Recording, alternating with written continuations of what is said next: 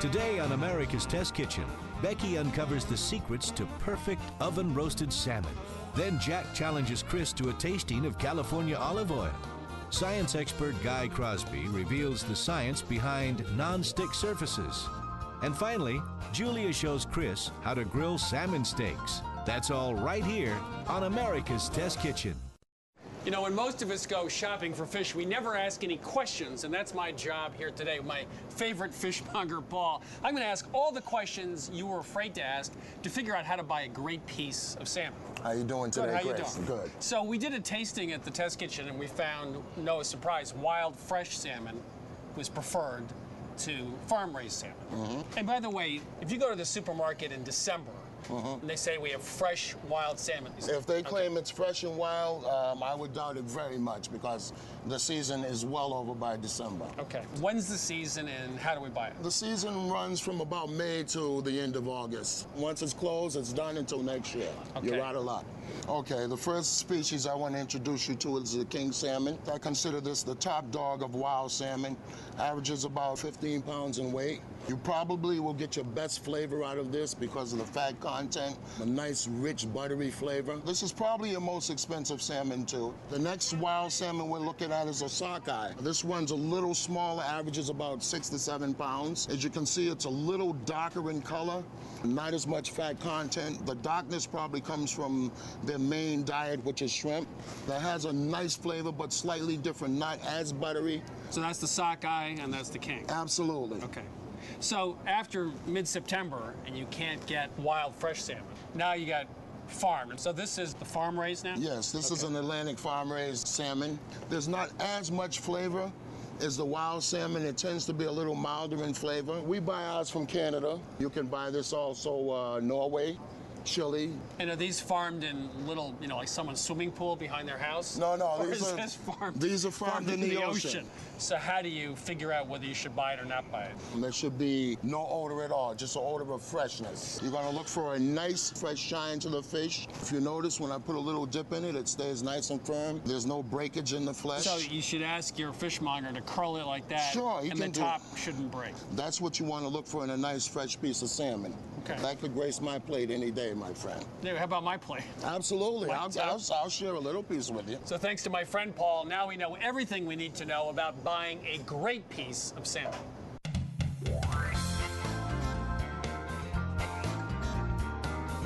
Here's an email we just got from Erica who proves that no matter how much you abuse a piece of salmon, people are still going to like it. I sent my husband to the fish store here in town to buy 3.5 pounds of salmon, and it was over $100. I broiled the salmon. It was now ready to put on a crispy coating and into the broiler for a minute. About 10 seconds later, I see smoke coming out of my oven. Oh my fish is on fire. The flames were 6 inches high. Took it out of the oven. It was absolutely black, but it was absolutely delicious. Best meal I've ever had. Oh my. So I think we can do better than that. I promise not to burn it. Okay. It's going to be great. The first thing we're going to do with the salmon is I'm going to take a sheet pan and put it in the 500-degree oven. I want the pan to get super hot so that when I put the fish on it, it's going to crisp up the skin a little bit. So before we actually cut up the salmon, I'm going to start on a tangerine relish. Salmon is very rich, and a nice citrus will counterbalance the richness. I'm starting this now because I want the tangerines to drain for 15 minutes. I don't want the relish to be watery. So I have 3 tangerines that are already draining, and this is the last one. We need 4 for this recipe. And this is called segmenting citrus. You can do this with any citrus fruit. So I've taken off the peel. I'm segmenting the tangerine. That means I'm just cutting between the membrane here so we don't get any of that tough membrane or pithy part in there, just the good stuff. Taking out the seeds at the same time. And you really need to drain the fruit. Don't skip that step, otherwise it'll be really watery. It's really worth it just to do this first and then get the fish going so that this has time to drain. Okay, so I'm just going to cut these into 1/2-inch pieces. Add it to the rest. All right, we'll set that aside for 15 minutes. So I have a 1 3/4 to 2 pound piece of salmon here, and you want to make sure and ask the fish guy at your store for a center cut. So you don't want the tail piece, because the tail piece can get very thin and then the fish will cook unevenly. So you want it all to be of even thickness. So you want it to be about 1.5 inches thick. And you'll see there's a little bit of belly fat here. You want to trim that off. So I'm going to cut it into 4 pieces. The Chateaubriand of the sea. That's right, the very best part. So the oven is now at 500. Right before I put the fish in, I'm going to turn it down to 275. We're going to use a hybrid cooking technique. If we cook the fish at a high temperature the whole time, it's going to get dried out. It will get a little bit brown on the outside, which is good, but the fish is just... Well, speaking of that, we actually just did that because we wanted to get a nice outside. And they look great, don't they? Yeah, they do. But if you go inside, you get, well, you get canned salmon, essentially, right? It's all dried out, it's chalky, it's mealy. You just took $50 or $100 of salmon and just threw it out the window. Yeah, it's a waste. So that's not great. Right, and you don't want to cook it the whole time at a low temperature either. That will give you nice, moist flesh throughout. But nothing on the outside. Right, you want a little bit of a crust. You want some contrast in textures. So we're going to get the best of both worlds by using 2 oven temperatures. So I'm also going to slash the skin of the salmon. I want the skin to render out a little bit when it hits that hot sheet pan, so slashing it will just give it a head start to get rid of some of that fat. So I'm just going to use a sharp boning knife. I don't want to go into the flesh too much. I just want to pierce the skin a little bit just to get it going. So I'm doing 4 or 5 slashes on each piece of fish. This is a boning knife that I'm using. You really need a sharp knife to do this. If you don't have a super sharp knife, a serrated knife will work well. That's a good idea. Yeah. Okay, so now all of the salmon is slashed. Now I'm going to pat it nice and dry. Food cooks faster if it's dry because that moisture has to turn into steam and escape before it can really, the surface can heat up. Okay, so it's nice and dry. Now I have 2 teaspoons of olive oil. I'm going to rub a little bit of that on each piece of fish. This will just help get that little crust I was talking about, help get that going. Do both sides. Now I'm going to season the fish with salt and pepper. Again, both sides. Okay, so this is ready for the oven. So I'm going to turn the oven down from 500 to 275.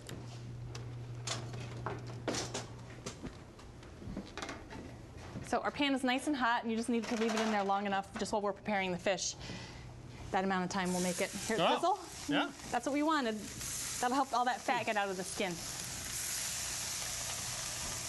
Okay, I'm going to put it back in the oven. It's going to take 9 to 13 minutes.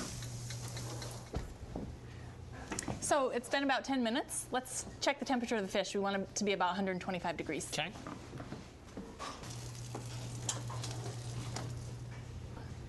There we go. And that is just right. Perfect. So these have been draining. It's been about 15 minutes now. I just want to get 1 tablespoon of that juice to make a little vinaigrette here. And then I have 1½ teaspoons of grated fresh ginger. Put that in there. 2 teaspoons of fresh lemon juice. And 2 teaspoons of extra virgin olive oil. Whisk that together. And I just have 1 scallion that I sliced really thin. It makes about 1/4 cup. Okay. And a little bit of salt and pepper. Add the tangerines, and that is done. That's just gonna be really nice with the fish. It's very fresh.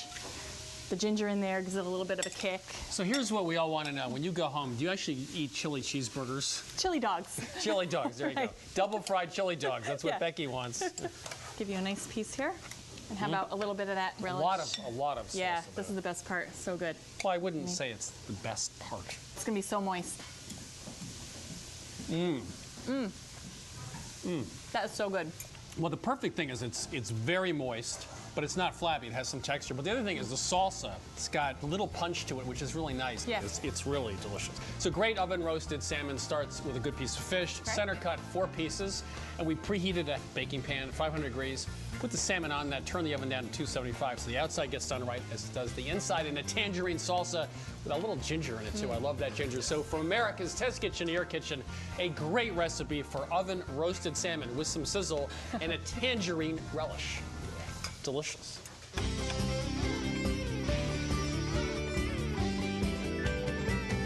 I'm standing here on the dawn of a new era, just like the American wine industry in California in the 1960s, where Mondavi started his production and won some great prizes. The question now is, can California make some great olive oils to stand up to what the Europeans do?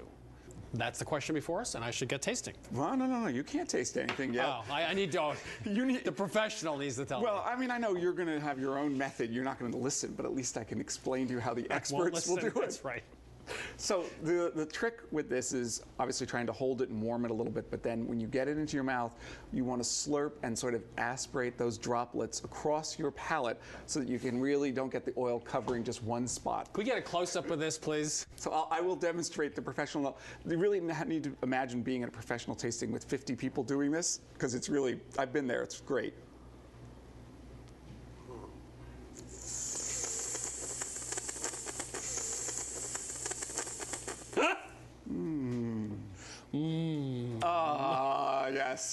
No one said tasting olive oil was easy. I have to do it like 20 times now. Yeah.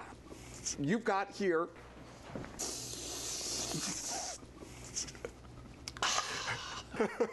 That was the harsh one. Ooh, boy.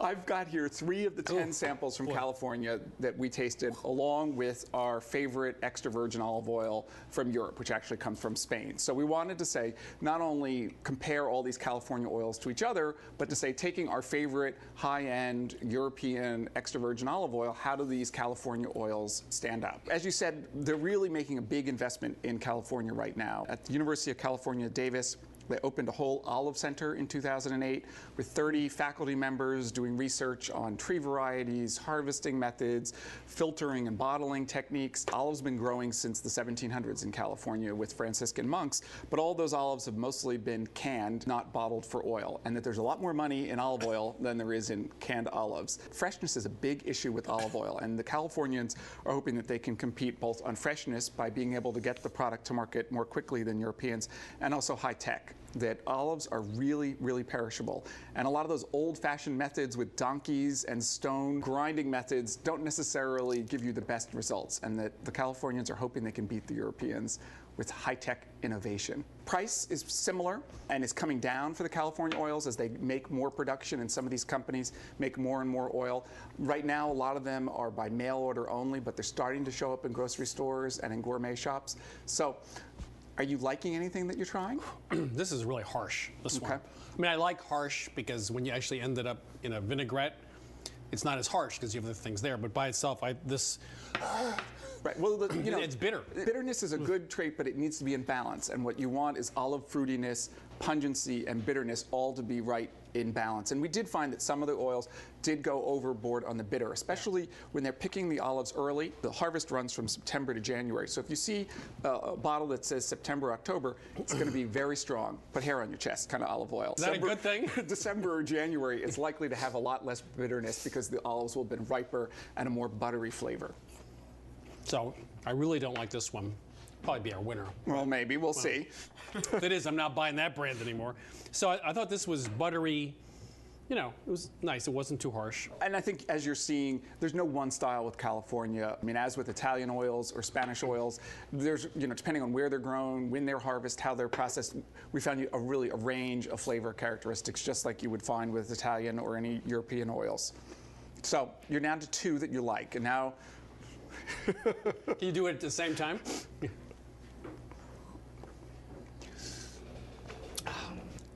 It's pretty good. It has some bite at the end, though. It definitely has some bite at the end. That's pretty good. Down to the last one. There's a bitterness in this one. It starts out really nicely, but it is harsh at the end. It's kind of bitter. There is a bitterness. So I would say these are my 2 favorites. Okay. I would say this one is definitely the smoothest and the fruitiest. Okay, well, that sounds pretty good. Where do you want to start? Well, let's start with this one. I really did not like. Very bitter. Well, this is harsh. One of the California oils from a company called the Olive Press. It was our least favorite for just the reason you said. It was too much bitterness for our tasters, and obviously for you too. And I like this one. It was good. It had some bitterness. Chris, that's the Columella from Spain. That is your personal favorite as well as the Test Kitchen's favorite. Yeah. We like that best by ever so much, but clearly you're not quite agreeing with the group. You liked it, but it wasn't your favorite. Well, I thought it had more bite. I thought this was really buttery and fresh, though. That's from California Olive Ranch. That was our top choice from California, our runner-up overall. We thought it was almost as good as the Columella, and obviously you think it is, you know, a comparable oil. It was more buttery, didn't have as much bite to it. And this one I thought was a bitterness problem again. That's from McAvoy Ranch, and it's made with Italian olives, and it's got that sort of Tuscan, very bitter profile, which our tasters weren't wild about. Sort of middle of the pack, but it's got a lot of bitterness to it. Okay, so the answer is California is gaining, just a half point behind our favorite, which is Columella Spanish olive oil, and my personal favorite, but I really love the California Olive Ranch. Buttery, fruity, nice. At 15 to 20 bucks a pound, center cut salmon fillets ain't cheap. So when you go to cook them on the grill and then you go to flip them and they stick like this, well, you feel like a complete idiot. In fact, you look like a complete idiot too. So let's go into the test kitchen with Julia to figure out how to make great grilled salmon fillets. And while we're at it, figure out how to stop fish from sticking to the grill.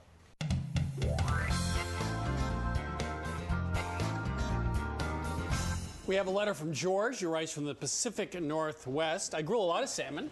However, it does not always turn out the same or cook properly. My main challenge is to get the salmon cooked consistently. Many times it turns out overcooked. He also writes about the fact the salmon, of course, sticks to the grill, which is a really big problem, which we are going to solve. We are going to solve once and for all. Right. So when it comes to salmon, one thing we found to the sticking problem is you want to get it as dry and cold as possible before you put it on the grill. So to that fact, we're going to put it down on a towel and press it on top of the towel and then keep it in the refrigerator until we're ready to cook. Now these are 6 to 8 ounce fillets. They're about 1 inch or 3/4 of an inch thick. More moisture on the fish means more sticking? That's right. Is that right? That's right. One of the keys is moisture. So you want it as dry as possible. You want it as cold and firm as possible so it's easy to handle. So we're going to block these dry and keep them in the refrigerator until we're ready to grill. Okay. Meanwhile, we did a little bit of testing with this recipe to see if it would work on other fish in addition to salmon. And there were 4 kinds of fish it also worked on. This is grouper, which was nice. This is sort of a thinner fillet. Chilean sea bass. You can always look at the skin and tell that. Red snapper, of course. It works fine. And finally, halibut, which has a nice dark skin. So halibut, snapper, Chilean sea bass, and grouper will also work with this recipe. Yep. Okay. Again, thickness and oil content's what matters. So with the grilled fish, you don't really get a sauce. So we're going to make one on the side. And we're going to make a new and interesting one that we developed in the test kitchen. It's an almond vinaigrette. We're going to start with slivered toasted almonds, about 1/3 cup. We're just going to pound them to rough pieces with a rolling pin. So when I go by your office and hear this noise, that's what is really going on? Yeah, that's what's going on. I'm going to put them into a bowl. And to this, we're going to add some vinegar. This is white wine vinegar, 4 teaspoons. I'm going to add a teaspoon of Dijon. We're going to add 2 teaspoons of honey, a little minced shallot. I'm going to whisk this together. And I'm going to slowly whisk in the oil. This is 1/3 cup of good olive oil. And last but not least, a little water. Now the water is just going to give it a little viscosity. You don't want to add too much oil or it gets, a little out of balance. And a little bit of fresh tarragon. So the oil and water mixes because you got mustard in there, which creates the emulsion? And okay, I was honey. just wondering. And you can see it's really nicely emulsified. Season it with a little salt and pepper. Here, you want to taste? Ahead of time? Yeah. Well, you're looking at me like I'm crazy. That's really good. Yeah. So Excellent. that's our almond vinaigrette. We're going to set that aside while we go fire up the grill and grill some fish. Okay. All right, so we're going to heat up the grill to grill our salmon. And of course, you want to get the grill really hot because that's half the battle to the fish not sticking to the grill. Now, in some of our previous recipes, we used to use one of those disposable aluminum foil pans and inverted it on the top. But that worked, right? Worked great. You can get it about 100 degrees hotter if you use foil instead. It really traps the air right on the cooking grate. So we're going to put the aluminum foil right flush to the grill grates, and you want to tuck it in a little bit on the edges. That way it'll stay down as the grill heats. Then we're going to preheat all the burners to high. Shut the lid and let it heat up for about 15 minutes till it's super hot. All right, so this grill's been heating up for about 15 minutes. I'm going to get rid of this foil. All right, so that grill is super hot. Well, that's what you say, but actually I have an infrared thermometer, so we'll test. How hot am I? Yeah, breathe into it. You'll see. See how hot you are. Okay, now we'll just take a check here. Pretty hot. Yeah, over 600. We hit 678 degrees. That's pretty good. That's spicy. So you're right. All right, so now the other key is we're going to oil the heck out of the grill. I mean, I'm going to run this rag over the grill grates 5-10 times until it's black and glossy. In the meantime, if you could put a little oil on both sides of the fish and season with salt and pepper, we're going to attack the non-sticking problem with oil on both sides. Meanwhile, I'm going to walk over to the science corner and chat with Guy Crosby about the science of non-stick grilling.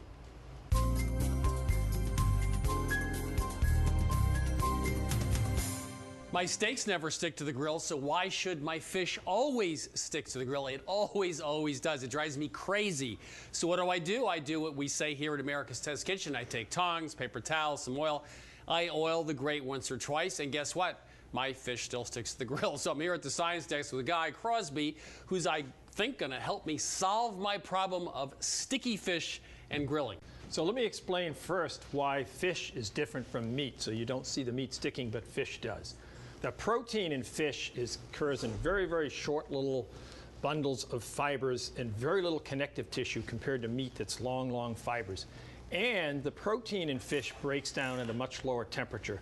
When this happens, it exposes chemical groups on the protein that literally chemically bond to the metal, and that's what causes the fish to stick. So what we need to do is create a protective layer between the metal of the grill and the protein in the fish. And we do this by putting oil on the grill. And when you put oil on, as soon as it hits that hot grill, it polymerizes. It turns to a plastic. But one layer just isn't enough. We need more layers because the first layer is just going to vaporize very quickly, even the second, even the third layer. We need probably as many as 10 applications of oil before we build up enough to prevent that metal from contacting the fish and preventing it from sticking. So the answer is we do have to coat the grate 10 times, which means that once is clearly not enough. You done? Yeah, so it's nice and black and glossy. So now I'm going to put the salmon on the grill, skin side down. So fish is on the grill, going to turn the burner down to medium. And again, depending on your grill, if you've got a powerful one, you might want to turn it down even lower.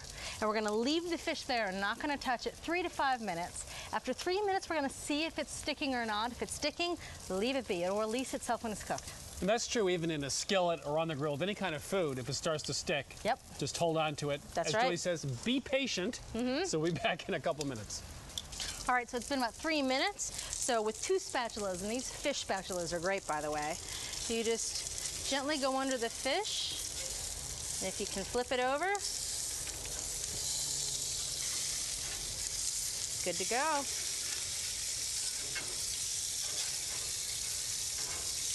All right, so we're gonna cook it on the second side till the internal temperature registers about 125 degrees. That's when you know salmon's done. And if you don't have a good instant read thermometer, you just do a nick and peek. That's to see. right. Now, what do you see in the side? It should be a little translucent in the center, look a little underdone, because of course it will continue to cook after you pull it off the grill. All right, so it's been a couple minutes on the flesh side, and again, we're looking for a temperature of 125 or thereabouts. We'll try to take the tongs, and if it gets a little stuck, we can go under there with the fish spatulas. Ah. You want to come over to my place someday and bring your grill and do the salmon? Seriously, not stuck at all. Aren't they beautiful? They're gorgeous. Put a little sauce on them.